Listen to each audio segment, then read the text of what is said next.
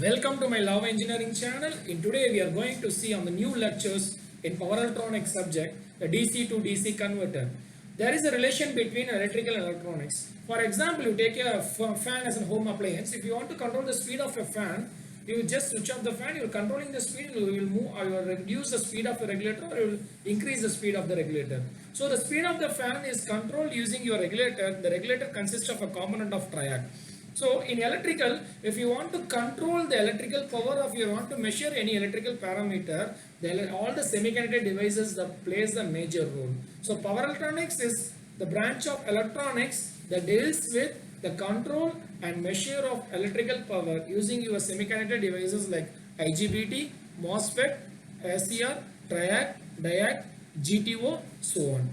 So coming to the topic on the power electronics subject, this subject is very important for all the electrical engineering, electronics engineering students wherever the applications are implemented in the real time. Okay. Now we are going to discuss the what is a DC to DC converter. The DC to DC converter converts a fixed DC into variable DC. The example is they are in battery operated vehicles. The DC to DC converters they are used in the real time application. The detail of all the content in this lecture will be explained in the next video. Now we are going to see the hierarchy or the family tree of a DC to DC converter. So if you are saying a DC to DC converter, I have shown you a family tree. There are 6 generations are available in DC to DC converter. The first classical converters, that is the first generation, we know from the fundamental circuits, we know the buck converter, the boost converter and buck boost converter. As you all know, the buck converter is a step down converter, a boost converter is a step up converter. The both combination plays a buck boost converter. After the development of the fundamental circuits, the positive output loop converter, negative output loop converter and double output loop converter and cut converter, SEPIC converter and tapped inverters conductors. The loop converters, KY converters, SEPIC converters or the various topology in the circuit used for increasing your supply voltage or increasing your output voltage based on the application wherever you are going to use your electronic components. Now coming to the next criteria is the transformer. The transformer will be used in the converter circuit. As we all know, the best example in the SMPS, the forward converter, flyback converters, push-pull converter, half bridge converter, the bridge converter and zeta converter. That is normally a transformer will place in the, it acts as an isolation, it's as an isolated circuit. That is the primary side will be connected to the transformer, the secondary side will be connected to the rectifier circuit for converting the AC component into DC component circuit. After the output of the DC will be converted into, it may be increased as a fixed DC or variable DC. Now next coming under the classification of the first classical converters, the many new methods are proposed as a voltage lift and super lift. That is, you are going to increase your output voltage based on the application wherever if you are needed. Normally, to increase your in the real time, if you are going for a transformer, we will purchase a transformer for stepping up or stepping down purpose. So the material cost very low. You need more maintenance charges will be needed. Instead of going for a transformer, if for increasing your voltage or increasing the voltage, we are going for DC to DC converters. That directly the high voltage output can be connected directly to the grid.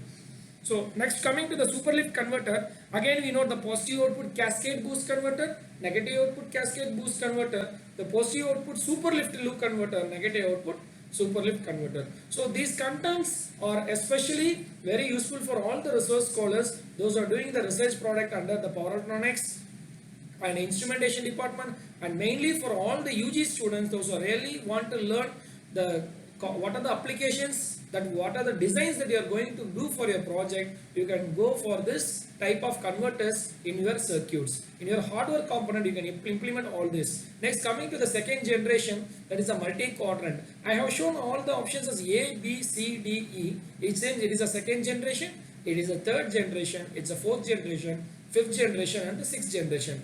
For the convenient purpose, I have shown in the second slide, each detailing I have explained what is an A, what is a B, what is a C, what is a D and what is a E. Coming to the second generation A, it deals with multi-quadrant converters, and generation 3 is a switcher converter, switch component converters, and soft switching converters is generation 4, and synchronous rectifier converters is generation 5, and multi-element resonant power converters is generation 6. Now you see here, the second generation comes under the two categories. One is a transformer type converters. That is also we show, that is SMPS. I shown you what is a transformer type converters, flyback, push pull. The same criteria will comes under the second generation.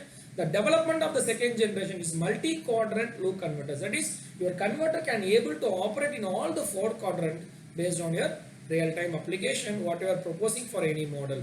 Now coming to the criteria, that is the third generation. In third generation, we are segregating in 2 components. One is switcher capacitor. The capacitors will be switching so that the capacitor can be connected to the load or can be disconnected from the load. What is the things that are happening inside the circuit can be studied detailedly. In the switcher capacitor converter, the 2 quadrant operation is possible, 4 quadrant loop converter is possible, and multi-lift. That is, a multi-lift is you can increase the level of your voltage in treble or 4 times. So in this there are 2 categories. PO. The PO is a positive output multiple lift push pull loop converter, and negative output multiple lift push pull loop converter. Next, in the next terms, coming to the third generation, you will see the switcher inductor converter. As we all know that the transformer type will comes under this, and 4 quadrant single output single input loop converter. Now coming to the fourth generation, we all know the resonance switching.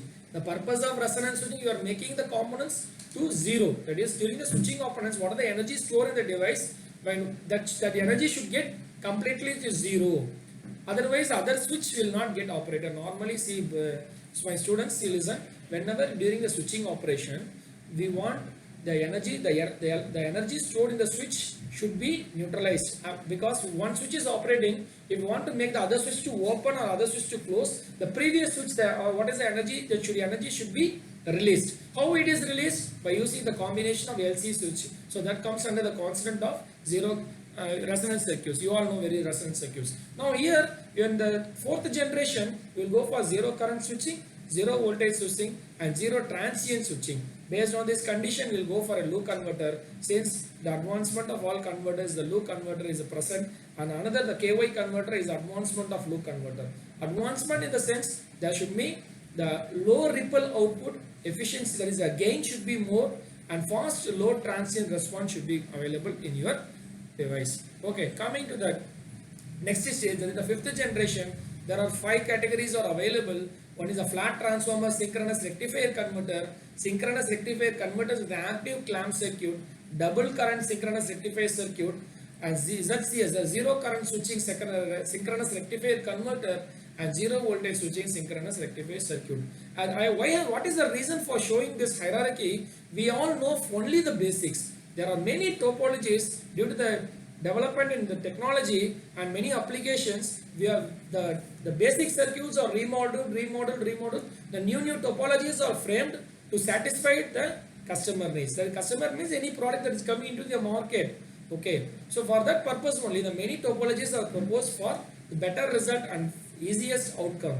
The last generation here I have shown is the 6th generation. Here they have classified in terms of element. That is the second element, third element, and the fourth elements. The second element and the third element and the fourth element. The third element they have showed CLL. This is the current source resonant inverter, and the fourth element will be having a double gamma CL current source resonant inverter and reversible double gamma current source resonant converter. So this is the basic history of this is the family tree of your DC to DC converter. Before going to learn the subject, you should know what is the purpose of the converter, where it is implemented, because the electrical or electronic students, while doing their project activities, they should know where their components or where their things are implemented. So hope you enjoyed my session very well. To get the notification of my continuous videos, subscribe my channel, like and share my channel.